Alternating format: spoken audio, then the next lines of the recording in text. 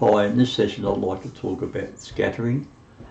Scattering is pretty straightforward. It is what it says, scattering. And what it does is it just spreads the dots out across the axis opposite to what you're drawing. If you're drawing that way, it'll spread the dots out sideways. I'll show you what I mean, and I'll try and explain a little bit to you about how we can say how far they're going to go. I'll just give you a bit of a look at this. In order to do this, I'll just move over to the other side of the screen. I'll do that, and by the magic of television, I'm over the other side. Now what I'll do, before we start this, I'll just set up the brush we're going to use. It's a straightforward brush. It'll be just that brush there, like a solid dot if you like. And we'll have a look at the settings. Right. What I'll do is I'll change the brush. I'll turn off scattering for now. I'll set the brush tip shape. I'll set the brush tip shape to be 100%, so that we're getting a dot every 100%. And I'll move that out the way just for now by clicking there. My mouse doesn't like to work sometimes. Now what I'm going to do, I'm going to set up a grid. I want to show you how it works by just drawing along a grid, and you can just see how far the things actually go out on the grid.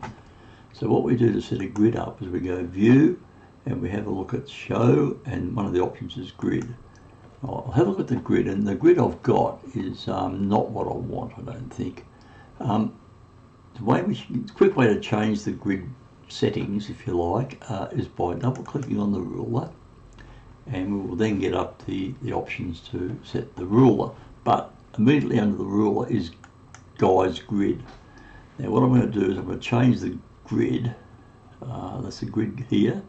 So I'm going to change that to be pixels, because we're working in pixels on the brushes. And I want a very, very small now. I want a guideline every 10 pixels, we'll say. Every 10 pixels, and I'll make the subdivisions 1, and we'll see how that goes. 10 pixels. How big is our brush? Our brush is going to be 50, isn't it? So I'll make it every 50 pixels, and that'll be a bit better. Okay, every 50 pixels, subdivision of 1. Okay.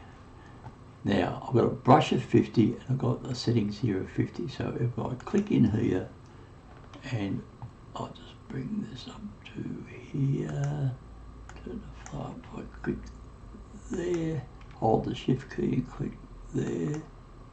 Yeah, it's pretty well right. So what you'll see is that in every square you'll get a dot of the brush, right? Tick, tick, tick, tick. So what we'll do, we'll turn on scattering, and we'll just see what the effect is to the scattering. Scattering is pretty straightforward. It really is what it says. And the options are scatter both axes. I'll turn that off just for now.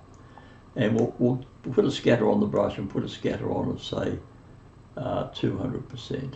The easiest way to do that is by clicking in there and just typing in 200. I'll just delete. It doesn't like that, 200, and it'll accept that. Scatter, count of 1, whatever. So I'll click here, hold down the shift key, click here, and we get a scatter. Now how much is the scatter?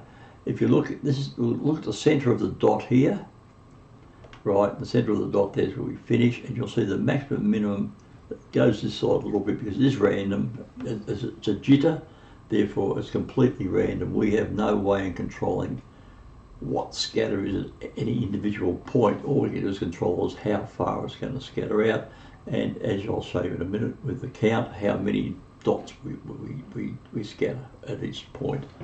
But what you'll notice is that when it scatters in a straight line up and down, right? It's on the grid, or it's inside the little boxes, and if we look at here, we set it to 200, and the maximum size between there and down the bottom, we actually did get one down the bottom, it will be 200. It will be twice the diameter of the brush, and the brush is currently set at 50. If the brush was set at 500, it would be up equivalent distances, right? But it would be 2 times the diameter of the brush. That's going to be the variation if we turn it up to be, say, 500, I'll get pretty close to 500. Okay, click here and I'll hold down the shift and click over here. You'll see that it goes out and it'll go, the distance between that way and that way will be 5 times the diameter of the brush, and that's the maximum it's going to scatter. If we come down, if I come down, I'll hold shift click to make sure I go straight. It comes out on the direction of the brush. So if I drag the brush down like that, I'm going to get a scatter out 5 times. Now, one of the options you've got here is the count, so I can increase the count. If I put, say, 4, every time I do it, it's going to put a bunch of 4.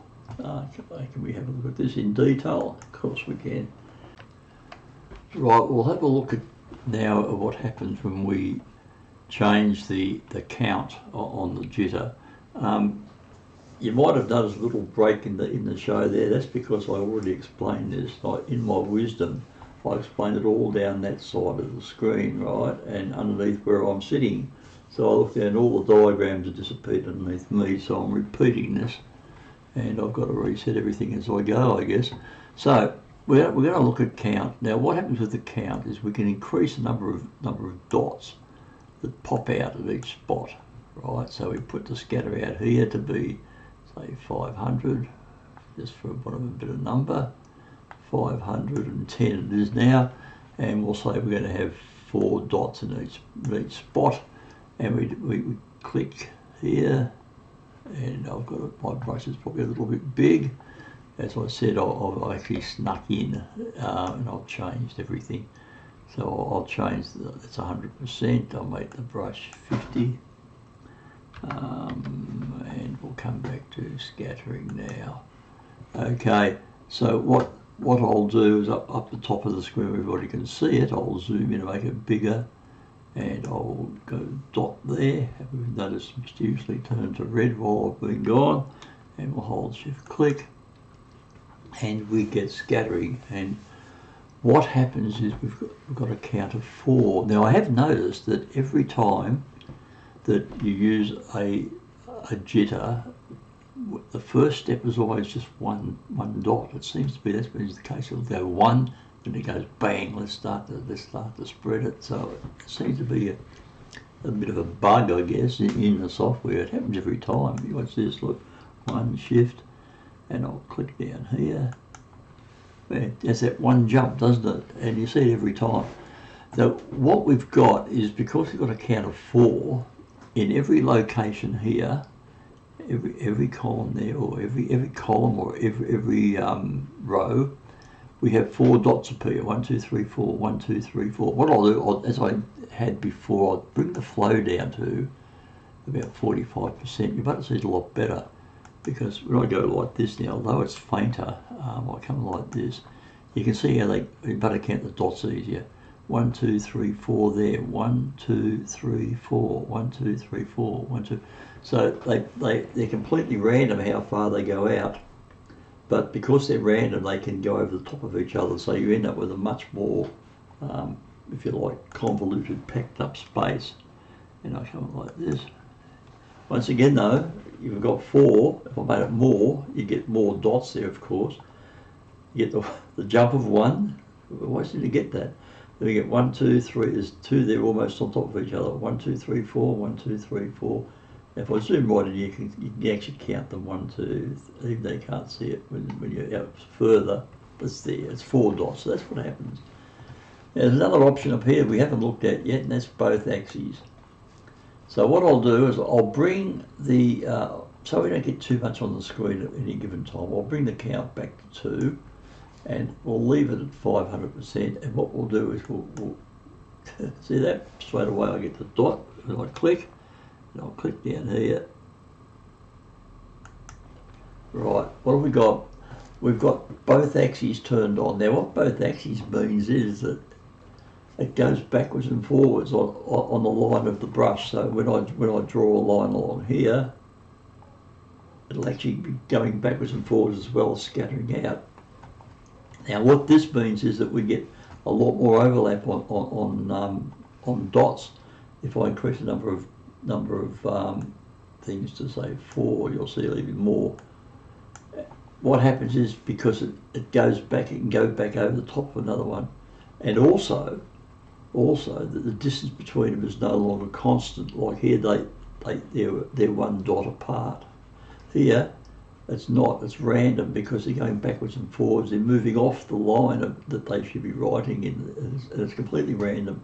So you get a whole random lot of dots that are overlapping and doing whatever. If you introduce a colour dynamics into this, and we say turn on hue jitter and do all that sort of stuff, you can see that we can get a whole lot of some very nice effects using a mix of those two brushes. Anyway, that's virtually what scattering is all about. You turn on both axes, it goes backwards and forwards, up and down, and it can jump on top of itself. It's not equal. If you turn off both axes, you'll get constant distance between each dot according to your setting on the brush tip shape. If you've got 200% down there, it'll be 200%. If you get 1%, it'll be just one brush tip difference. It's all pretty straightforward. I think we've finished this part of the course actually. We've done shape dynamics, scattering, texture. We haven't done texture. I'm not sure if I've done texture. I'll have a look at that in another talk. Okay, I'll see you later. Thanks for having me, and I'll call it quits.